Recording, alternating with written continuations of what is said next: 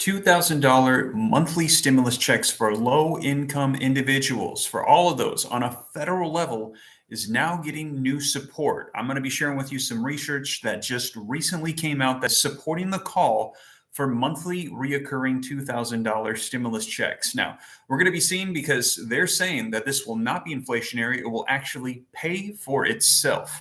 Now, let me know your thoughts, you guys. I'm going to get you caught up on the latest, and also we are live. And if there's anybody that's joining me, let me know. Give me a thumbs up. Leave a comment. Make sure that you can hear me well and that everything looks good. I'm going to go ahead and dive into the latest on this new report for stimulus. Okay, I see the likes and I see the comments. Awesome. Good to see you, Maya, Julia, everybody hopping on. As I mentioned, monthly reoccurring $2,000 stimulus checks. There's new research coming out supporting this, saying that it is needed specifically for low-income individuals. Let me know your thoughts in the comments down below, and I'm going to get you guys caught up on the latest. Now, smash the like button if you appreciate the content. Hit subscribe to stay up to date on content like this. I'll keep you up to speed on stimulus checks, child tax credits, Social Security increases, SNAP, PEBT benefits, all of those and all the provisions that'll be available to help out you and your family. Now, let's go ahead and dive into this research. I'm going to be sharing with you live what they're saying right now about monthly reoccurring checks to low-income individuals. They're saying not for everybody, but those most in need. And they're going to be sharing the research and how it is positively impacting those people and our economy. Now, the article says, stimulus update, research finds that targeted stimulus payments would benefit us all. Now, the article says, since the first stimulus checks were deposited into bank accounts around the country, researchers have studied how the funds were used and if they made a difference in the lives of those who needed them the most. And what they're finding is it made a difference, helping them out with some additional funds while the economy is in devastation. It actually helps them. Now, in a response to the global pandemic, the U.S. pumped out trillions of dollars into the economy. These funds came in the way of stimulus checks, expanded unemployment benefits, expanded child tax credits, and other targeted spending. The goal was to prevent a deep, extended recession, and it worked. The recession that was ushered in by the pandemic lasted only 3 months, which is the shortest recession that we have ever experienced in U.S. history. Now, the pre-pandemic picture, even before the pandemic, there was talks of regular targeted stimulus payments. And you'll recall Andrew Yang was one of the proponents saying we needed $1,000 per month checks to go out. And MIT PhD students, they found that the most effective way to spur the economy while helping those who need it is to provide those Americans with regular stimulus payments of $2,000. So as you recall, there was a petition signed by over 3 million Americans saying we need reoccurring stimulus checks. We've also had a call and promises for a fourth $2,000 stimulus check, and now research coming out saying that this would be an incredible help to our economy and those most in need. Now, to understand how the researchers came up with this conclusion, listen to this. It's very important. It helps to know the term marginal propensity to consume, or MPC. MPC represents the amount of extra income that a person spends buying goods and services. Someone with a low MPC is far more likely to invest or save the extra money because they don't have a high marginal propensity to consume. They don't need the funds as much. Someone with a high MPC is more likely to spend the extra money that comes their way. So they're saying, AKA low-income individuals that need the help, that have a high MPC, we need to focus on them. Send them this reoccurring $2,000 per month stimulus check. Let me know your thoughts. Now, as tempting as it may be to believe that people with a high MPC lack self-control, the truth is far more nuanced. According to researchers, these are the folks with the least money in their bank accounts. They're the ones who worry about how to pay for housing and food.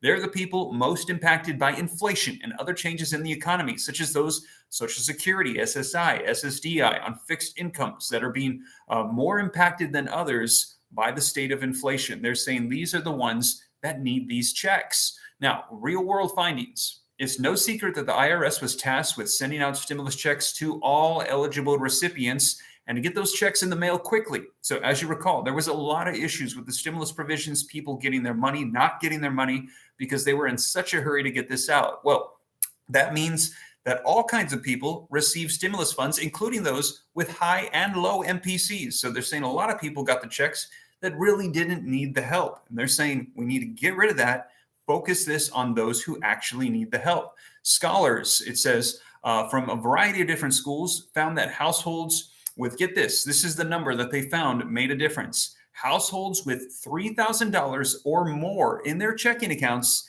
they tended to hold on to the stimulus checks as they came in. In other words, they had a very low MPC. So $3,000, they're saying that is the cutoff. If you have more than that, you're considered low MPC. But if you have less than that, you're considered high MPC. Or actually, the definition of high MPC, listen to this. On the other hand, households with $500 or less in their checking account spent nearly half of their first stimulus check within 10 days. So they really needed that money. They didn't have more than $500 in their checking account. They got that $1,200 check. That was more than double what they previously had. They immediately spent it. And it said the funds went towards things like food, school supplies, daycare, and rent, necessities, things that they really needed. Those with the greatest need almost immediately put the money back into the economy, helping to stave off a deep recession.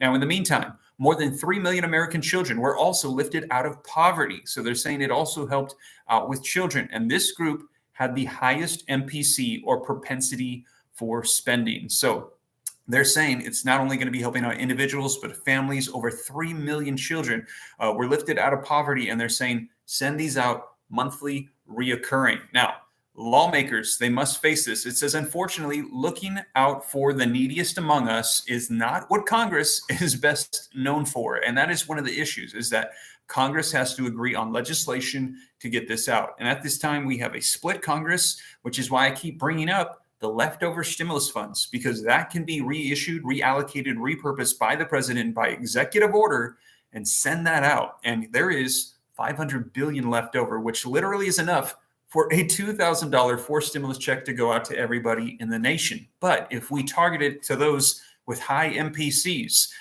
there would be able to be more monthly reoccurring ones to just specific people who need it the most. Now, even if 50% of lawmakers, they wanted to make life a little bit more bearable for the poorest among us, the other half will fight tooth and nail to stop the progress. As the divide between the rich and poor becomes more pronounced in this country and more people are pressed into poverty, Congress will one day have to contend with how to best help those that are living without. Research also found that offering help to those with high MPCs could nearly pay for itself. So if you're wondering about inflation and more spending, listen to this. Their estimates suggest that the government transfers of $2,000 to each worker with an above median MPC would increase the GDP by 96 cents for every dollar spent. And they're saying because they're the most in need, it's not going to sit stagnant.